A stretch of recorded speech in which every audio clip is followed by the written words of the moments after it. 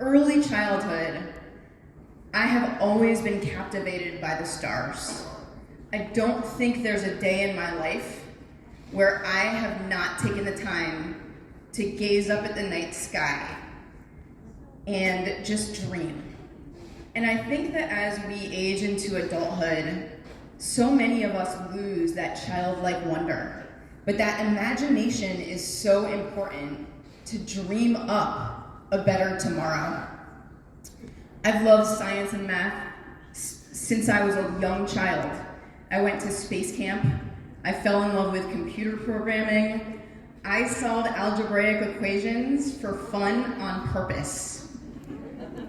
I am the very definition of a STEMinist. And that is why I am so humbled and honored to be in this room with so many incredible women and allies who are in this STEM space. I did not, however, love history in school. I loved science, I loved it forever. All the adults in my life told me that I should pursue an engineering degree, they said. It'll be fun, they said. Fun, maybe not so much, but it led me to my dream. I was the little kid who wanted to work for SETI, searching for extraterrestrial life, and I was fortunate enough to be able to do failure analysis of the Columbia space shuttle for NASA and literally have the opportunity to be a rocket scientist. Now I'm talking to you about decarbonization, and there's a link between rocket science and sustainability, and I'm gonna get there. But history was not something I was interested in as a child, but that changed over time. As I've aged, as I've matured, as I've experienced life, I recognize that what we can learn from history guides us to a better future. Those lessons help us create that better future. Hidden Figures was referenced earlier today. Some of the different people, the computers they were referred to at NASA, who helped us get to space flight. And that made me say, this story jumps off the page. How many untold stories are there that we don't know about? So today I just want to start by sharing with you a story of an incredible trailblazer that you probably have never heard of, although I'm betting you've heard of her cousin, Sir Isaac Newton. So may I introduce you to Eunice Foote, lover of dogs. How could you not love her? Eunice Foote was a women's rights activist. She was a suffragette. She was born around the corner from here in Connecticut. And what's most notable about this incredible woman in history is that she was the first person to recognize that carbon emissions were changing our climate and causing the surface temperature of the Earth to rise. And she published 2 papers about this in the 1850s. Now imagine this. A female scientist, or like I like to refer to her, a scientist, in the 1850s, before the advent of the automobile, recognized this issue. And yet none of us have heard her name. So let's fast forward 100 years. It would take another 100 years and another massive scientific breakthrough before we would start the global conversation around sustainability. When we sent humans into space travel, for the first time, the astronauts were able to leave Earth, look out the window, and see our home, our Earth, this pale blue dot amongst the stars and the vast universe.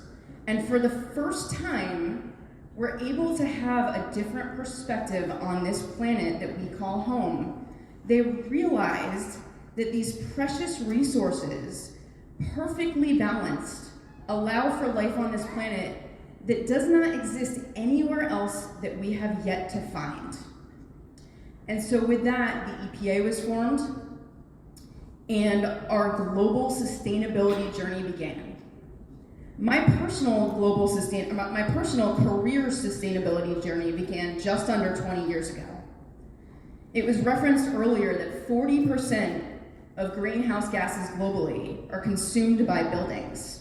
And so I said, I'm going to go into that space and I'm going to figure out what I can do to reduce the carbon footprint of our built environment. And so years ago, I had the pleasure of joining the lighting industry just as the LED revolution began. And think about this, you're taking out one light source, you're putting in another light source, it produces the same amount of light, it doesn't change the space ideally if you have a good design, but you're using less energy, you're creating less emissions, it's better for the environment. And so now, I lead the sustainability, decarbonization, and electrification of heat strategy for Trane Technologies in the Americas. Now, when I was in the lighting space, I had no trolls. Go into decarbonization and they come out of the woodwork. But science doesn't care what people believe. The climate crisis is real. Cornell University assessed over 88,000 studies on the climate crisis, and over 99.9% of them conclusively found that climate change is happening and it's caused by humans. So the question is, what are we going to do about it? Well, sustainability is this broad umbrella. It's using your reusable water bottle. It's not eating beef. It's walking or biking to work. And because it's so vast and so broad, it's not very actionable. So we've gotten very laser focused down on efficiency. And we've made iterative improvements on efficiency with different technologies over time as driven by the regulatory environment. And we've made significant progress. There's another element of sustainability that we'll talk about as we go. But what's interesting is that energy efficiency does not seem to be enough. So sustainability is too big, energy efficiency is too small, we're stuck, we need a middle ground. Well, this word on the tip of everyone's tongues as of recent, decarbonization, or decarb for short, by definition is the reduction of carbon emissions. It's very specific, it's very actionable. Clean energy, energy efficiency, these are two things that we're doing driving progress within that space. But I want to talk to you today about a third element of decarbonization, and that's called electrification. Electrification is when you take a technology that used to be fueled by fossil fuels, such as oil, gas, etc., and now you electrify it, you plug it in. People are very familiar with the concept of the electric car. So we move from gas combustion vehicles, and then we move to plug-in vehicles that are either hybrid or electric. And not that long ago, we only had a few options. Fast forward to this year, the Super Bowl, every single car commercial was a plug-in vehicle. Bloomberg stated that 6.6 million electric vehicles were sold in 2021, and they project 20.6 million will be sold in 2025. That is a huge growth rate. That is incredible. Well, let's think about where else we can do electrification. Comfort space heating, the heat in buildings, accounts for 6% of global greenhouse gases. If we can electrify our comfort space heating within buildings with heat pump technology that efficiently heats and cools buildings year-round using electricity, we could reduce greenhouse gases by no less than 4%.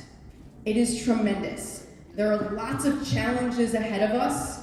Innovation is critical. And so we only have 10 minutes to have this conversation. So we cannot go into depth.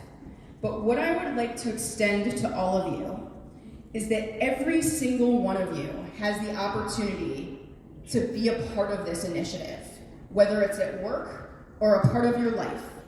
Decarbonizing the buildings that we work, play, and live in is the single most critical global priority to ensuring the healthy existence of the human race. And so I want every single one of you to empower yourselves to be a part of this movement. I want you to reach out to me on LinkedIn. I want to have a conversation with you. I want to understand what it is that you are going to do and how I can support you so that we can make sure that as we barrel towards this climate crisis, we protect our Earth for generations to come, so that for many, many, many years, there will still be children and adults gazing up at the night sky in wonder, looking at the stars, and wondering what the universe has to bring to them. Thank you.